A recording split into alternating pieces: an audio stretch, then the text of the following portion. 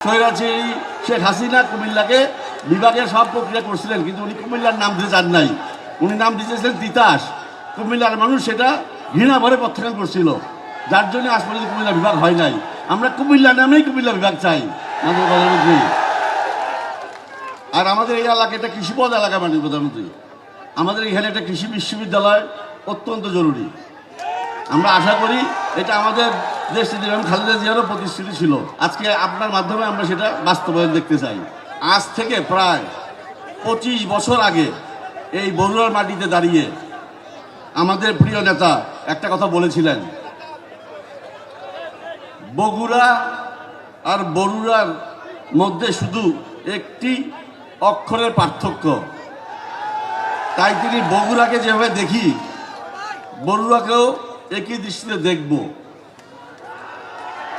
এই একটি বাক্য বরুড়ার মানুষের হৃদয়ে আশার আলো জাগিয়েছিল, কারণ সেই কথার মধ্যে ছিল ভালোবাসা, ছিল দায়িত্ববোধ, ছিল উন্নয়নের প্রতিশ্রুতি। আজ 25 বছর পর আবারও তিনি আমাদের মাঝে এসছেন।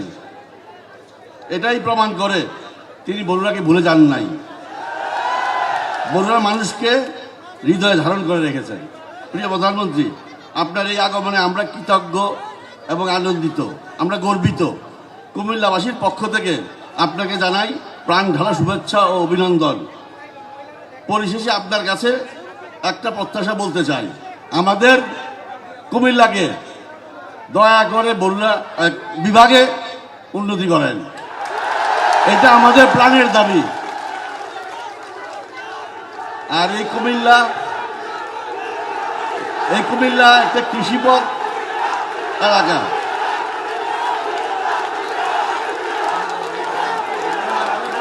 মাননীয় প্রধানমন্ত্রী, আপনি জেনে খুশি হবেন, এই কুমিল্লার মানুষ বিভাগ দিতে পারত।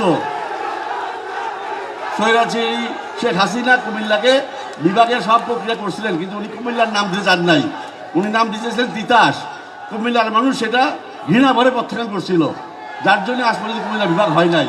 আমরা কুমিল্লা নামেই কুমিল্লা বিভাগ চাই মাননীয় প্রধানমন্ত্রী।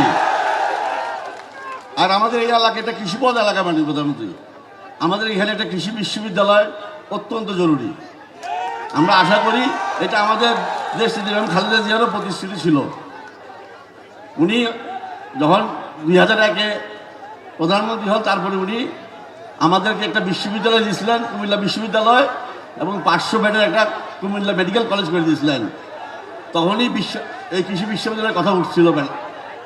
আজকে আপনার মাধ্যমে আমরা সেটা বাস্তবায়ন দেখতে চাই। আরেকটা ছোট্ট আবদার, আমাদের কুমিল্লা সদর হসপিটাল শহরের একদম মাঝখানে অনেক জরাজীর্ণ অবস্থায় আছে। এটা 130 বেডের হসপিটাল। দয়া করে যদি এটাকে 250 কি 300 বেডে যদি উন্নতি করে দেন, তাহলে পুরো শহরবাসী অনেক উপকৃত হবে।